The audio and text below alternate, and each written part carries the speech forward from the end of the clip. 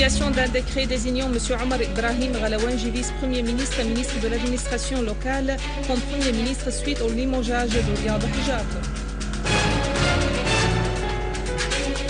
Le ministre des Finances dément les informations diffusées par certains médias tendancieux sur son arrestation.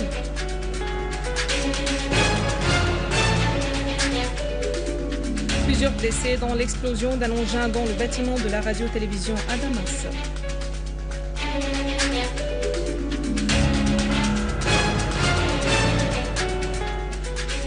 À Alep, nos forces armées infligent des pertes aux groupes terroristes armés financés par les pays du Golfe et la Turquie.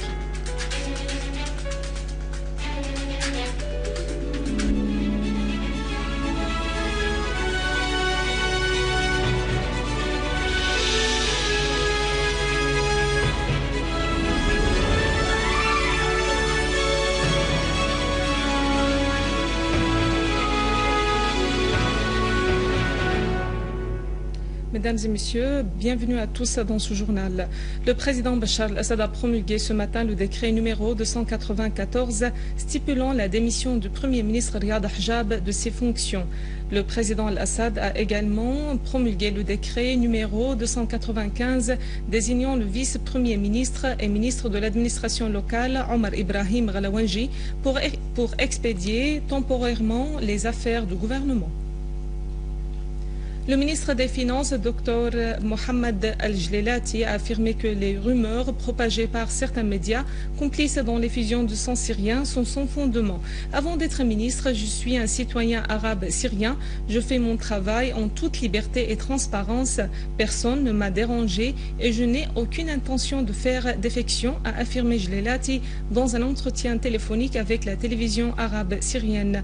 Les médias tendancieux avaient fait circuler de telles rumeurs par le passé, a dit le ministre Jlelati, ajoutant qu'il poursuit son travail dans son bureau et qu'il avait participé plus tôt aujourd'hui à une réunion de la commission économique au siège du cabinet. Une charge explosive a sauté aujourd'hui dans le bâtiment de l'organisme général de la radio-télévision arabe syrienne Ortas. L'attentat qui s'est produit au 3e étage du bâtiment a fait des blessés parmi les fonctionnaires. Le ministre de l'Information Omran Az-Zorbi a affirmé que l'attentat qui a touché le 3e étage du siège de l'Ortas n'a pas fait de blessés graves. Le ministre a indiqué que malgré ce crime contre une institution nationale, les médias nationaux syriens reflètent toujours la volonté du peuple. Plusieurs médias arabes mènent une campagne de désinformation au service d'un complot tramé contre notre pays, a indiqué le ministre Zorbi, alors que les journalistes syriens œuvrent avec courage pour faire entendre la voix de la Syrie et de son peuple. L'Ortas, avec la ténacité de tous ses cadres techniques et ses journalistes, poursuit son travail comme d'habitude en respectant sa mission d'objectivité, de transparence et d'engagement aux causes nationales. C'est, ajoute le ministre, la raison pour laquelle les terroristes attaquent de tels moyens nos médias. Nous savons très bien à qui servent ces actes de sabotage et à qui profitent ces crimes. Ce sont ceux-mêmes qui mènent des campagnes de désinformation contre la Syrie et son peuple et qui sèment la terreur et la destruction dans notre pays. Le ministre Az-Zorbi a précisé que l'enquête est en cours pour déterminer les auteurs de ce crime qui ne fera pas baisser les bras aux journalistes syriens ni taire la voix de la vérité. Il a ajouté que quel que soit le commanditaire de cet attentat, le Qatar, l'Arabie Saoudite, la Turquie ou même le Mossad israélien, il n'atteindra pas ses visées. Nos institutions nationales médiatiques et militaires poursuivront ensemble leur mission au service de la Syrie et de son peuple.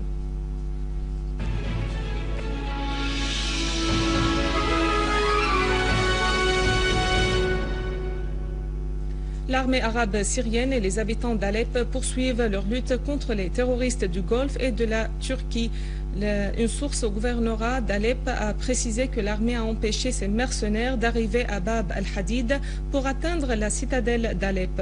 Plusieurs terroristes, dont certains de nationalité arabe ou étrangère, ont été tués et d'autres ont été appréhendés.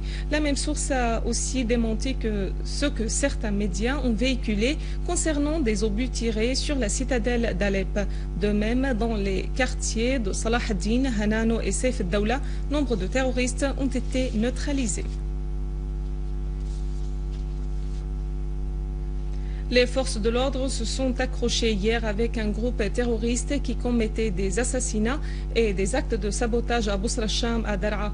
Par ailleurs, et toujours à Daraa, les services de sécurité se sont accrochés avec un groupe terroriste dans la localité de Samad, faisant plusieurs blessés parmi les éléments. Une source officielle a affirmé qu'au cours de ces deux accrochages, 3 terroristes, à savoir Abdelrahim Al-Masri, Yahya Hamed Al-Miqdad et Adnan Salem Al-Dos, ont été tués. Le groupe australien pour la Syrie a organisé hier une marche imposante au centre commercial de Sydney en solidarité avec la Syrie. La marche à laquelle ont participé plus de 7000 personnes de nationalité syrienne, arabe et australienne a défilé dans les rues principales de la ville en scandant des slogans de soutien à la Syrie, direction et peuple et de dénonciation des traîtres. Les manifestants sont arrivés au bureau du ministre australien des Affaires étrangères où ils ont dénoncé la position officielle de l'Australie.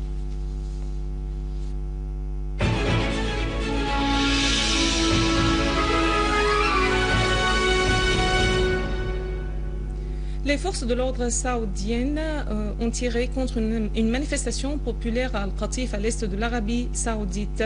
La police saoudienne a ouvert le feu et tiré des bombes lacrymogènes contre les manifestants pacifiques à Al-Qatif et Al-Awamiya. Plusieurs manifestants ont été blessés. Toute la région entourant ces deux villes saoudiennes ont subi aujourd'hui à l'aube une vaste campagne de perquisition et d'arrestation.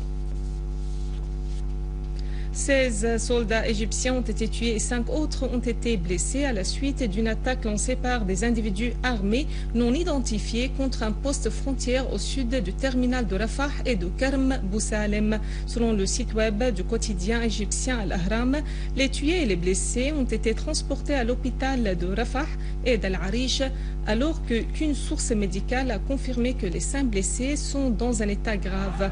L'entité sioniste israélienne a prétendu avoir détruit un véhicule blindé transportant un groupe armé qui s'était infiltré de l'Égypte près du passage de Karm Boussalem. Par ailleurs, une source de sécurité égyptienne a déclaré que les hommes armés qui ont attaqué un poste frontière avec Israël sont des éléments djihadistes infiltrés de la bande de Gaza, territoire contrôlé par le mouvement Hamas, ce qui a été démenti par des sources à Gaza. Des sources égyptiennes ont confirmé les affrontements, ajoutant qu'une position de l'armée égyptienne a été visée par des hélicoptères israéliens. Les autorités égyptiennes ont décidé de fermer, signédier, le terminal de Rafah. Le président égyptien a convoqué une réunion d'urgence avec le Conseil suprême des forces armées et assuré que cette attaque lâche ne restera pas sans réponse. Voici un rappel des principaux titres.